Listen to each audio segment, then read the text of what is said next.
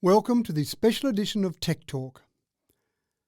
At 3 a.m. on 15 September Australian time, a special Apple event occurred to announce the latest products available from Apple.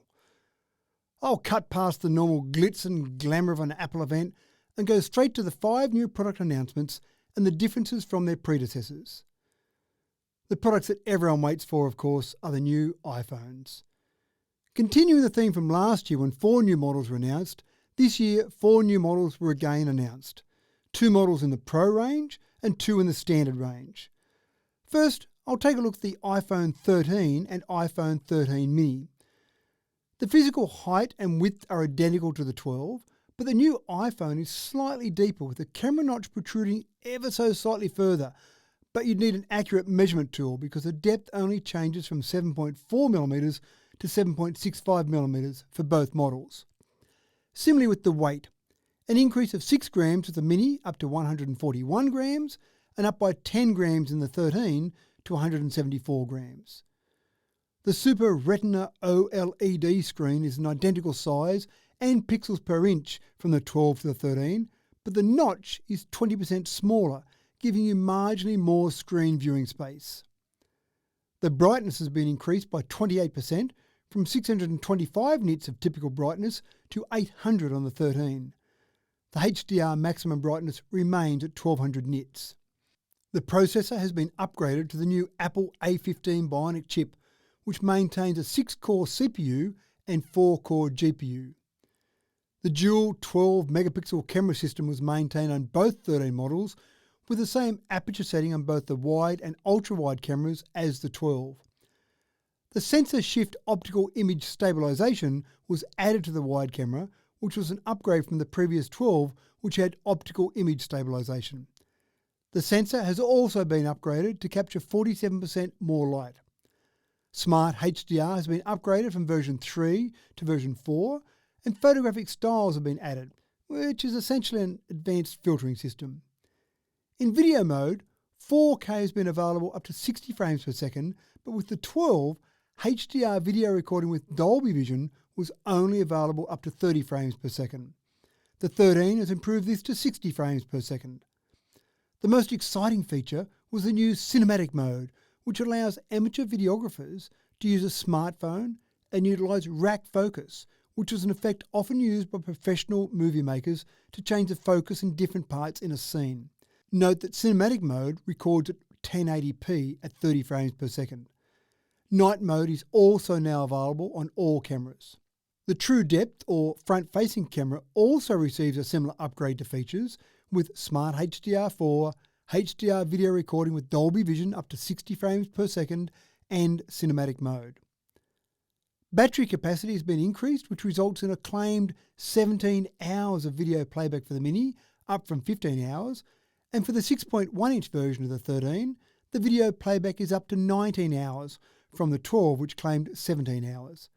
The Lightning port was maintained.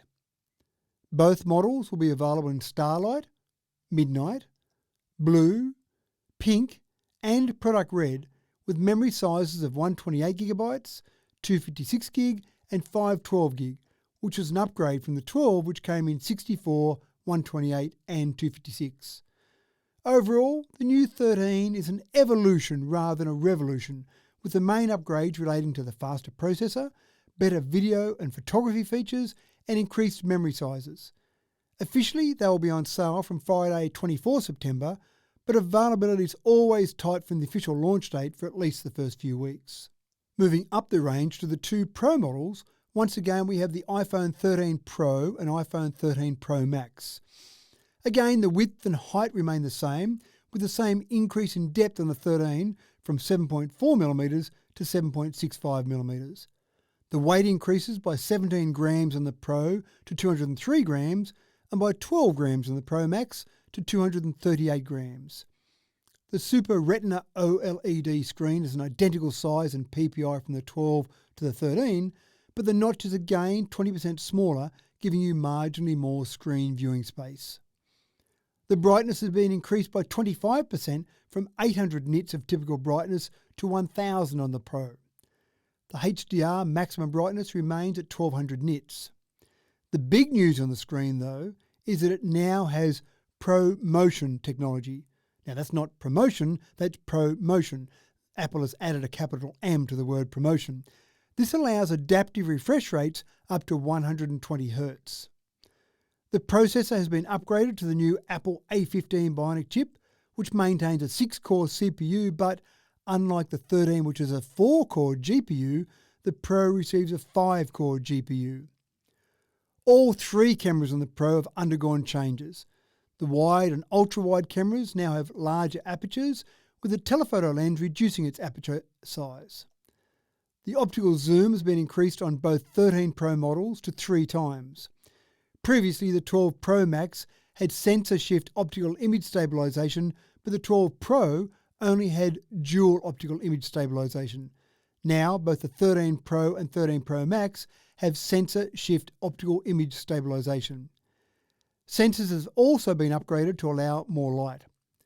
Smart HDR has been upgraded from version 3 to 4, and photographic styles have been added. When shooting videos, the same cinematic mode has also been added, but there is an additional video capturing format called ProRes, which is a higher quality video format specific to Apple. It allows 4K at up to 30 frames per second, but be careful of a hidden trap. The 128GB version of the iPhone 13 Pro and Pro Max will only allow Pro Max at 1080p. Presumably the video file size in ProRes will be too large for the 128GB phone if using 4K. ProRes is only available on the 2 Pro model phones. The True Depth or front-facing camera also receives a similar upgrade to features with Smart HDR4, HDR video recording with Dolby Vision up to 60 frames per second, and cinematic mode in addition to ProRes. Battery capacity has been increased, which results in a claimed 22 hours of video playback for the Pro, up from 17 hours, and for the 6.7-inch Pro Max, the video playback is up to 28 hours, from the 12, which claimed 20 hours. The Lightning port was maintained. The Pro Max will be available in silver, graphite, gold, and Sierra Blue. Memory sizes of 128GB, 256GB and 512 are maintained, with an additional memory capacity of a huge 1TB available. Similar to the 13, the Pro phone is an evolution. Also similar to the 13, the main upgrades relate to a faster processor, better video and photography features, and an increase in the largest available memory size. Officially, they'll be on sale from Friday, 24 September. In my opinion, the biggest news from the event was the announcement of the iPad mini. We all expected there was going to be a new mini announced, but the shape and format of the mini was more in line with the iPad Air range rather than the standard iPad range. It had been some time between drinks for the iPad mini, with the last announcement with minimal fanfare on 18th of March 2019. The iPad mini 6th generation, announced on 15 September, is a completely new design compared to the 5th generation mini. It has an identical width to the 5th generation mini at 134.8mm, but the height reduces by 7.8mm to 195.4. Despite the slight reduction in physical size, the screen viewing size has increased from 7.9 inches to 8.3 inches. The thickness increases marginally from 6.1 to 6.3mm, but the weight has reduced by 11.2 grams to 297 grams. The increase in viewing area is mainly achieved by the removal of the home button and the reduction of the bezel above and below the screen. The fingerprint sensor has been removed from the non-existent home button to the top button. The screen is a liquid retina display, upgraded from the retina display with the same 326 ppi rating, and the brightness remains at the same 500 nits of typical maximum brightness. With 2.5 years between announcements, you can imagine that the processor has made a leap forward, with the A12 chip being upgraded to the A15. Battery life has been maintained at a rate of 10 hours of video playback. The Lightning port has been upgraded to USB-C, and the connectivity has changed to 5G, along with Wi-Fi 6, which boasts speeds up to a theoretical 1.2 gigabits per second. Not many people buy an iPad just for the cameras, but the 8-megapixel camera on the 5th gen has been upgraded to the same 12-megapixel camera as the iPad Air, with the addition of a quad LED True Tone flash, which is missing from the Air. The front camera is a step above the iPad Air though, with a 12 megapixel ultra-wide camera, which also facilitates the centre stage feature for your video calls. The video recording for the front camera remains at 1080p rather than 4K.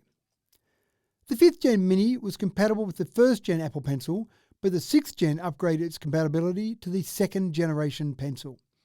It will be available in Space Grey, Pink, Purple and Starlight with memory sizes of 64GB and 256GB. For some time the Mini seemed to be the forgotten product in the Apple range. The 4th Gen was announced on 9 September 2015. It took 3.5 years for the Gen 5 and now another 2.5 for the Gen 6. For a comparison, the iPad Pro 12.9 Gen 1 was announced after the 4th Gen Mini, and the iPad Pro 12.9 is now up to Gen 5. Overall, it seems like this is a significant upgrade for the Mini, which may well revive the entire Mini concept, as I expect to see significantly higher sales of this model than previous Mini models. These will also be available from 24 September. It has been less than a year since the iPad 8th generation was announced. The size of the iPad 9th Gen is identical to the 8th Gen, with an insignificant 3 grams of additional weight added. The 10.2-inch display receives a minor upgrade, with True Tone added to the display. The processor has gone from the A12 up to the A13. There are now a range of chips in use in the iPad range. This 9th Gen uses the A13, the iPad Air uses the A14, and the Mini has the A15, with the 2 Pro models using the M1. The rear camera is still the same 8 megapixel wide camera as featured on the 8th Gen iPad, but the front camera has received a significant upgrade. Up from the 1.2 megapixel camera is now the 12 megapixel ultra-wide camera featured on the Mini, which allows for this iPad to also use centre stage. This is probably a reflection of how many people are using video calls in their daily lives now. The video capabilities have also received a boost, going from 720p HD to 1080p HD at up to 60 frames per second. With the home button and fingerprint sensor, the Lightning port, Apple Pencil Gen 1 compatibility, no 5G and no Wi-Fi 6, it feels like the technology in this iPad is dragging the chain compared to its counterparts. Colours available are silver and space grey, and memory sizes have increased from 32GB and 128GB to 64 and 256. Some sensible upgrades from Apple with this model, and still pretty impressive specifications for the entry-level iPad. This will also be available from 24 September. Lastly, the Apple Watch Series 7 was announced. The physical dimensions of the watch haven't changed, but a 40% thinner border means that the display has now increased in size by 20%, and the always-on brightness is improved by 70%. Taking advantage of that larger display size, and for those with very small fingers, you can now display a full keyboard on screen.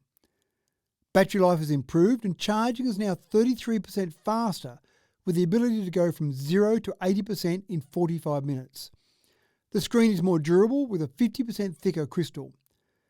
The 5 colours available in aluminium are green, blue, Starlight, Midnight and Product Red, and there will also be stainless steel and titanium models available. This is an area that Apple realises has huge potential for growth, in particular as the health wearables market grows, and as it will soon need a convenient and easy way to show proof of vaccination. The Apple Watch can fit the bill in both regards. With such a mature market, keeping in mind there are currently over 1 billion iPhones in use across the world, it is getting tougher for smartphone manufacturers to wow audiences. 5G was a significant change last year, and this year the focus is on cameras and taking advantage of the powerful processing power that a modern smartphone possesses. Apple fans will no doubt upgrade to the new devices, but the ongoing question for the average user is whether there are enough upgrades in here to compel you to upgrade from a model only a year old. This is Mathew Dickerson, signing off from the Apple launch on 15 September 2021.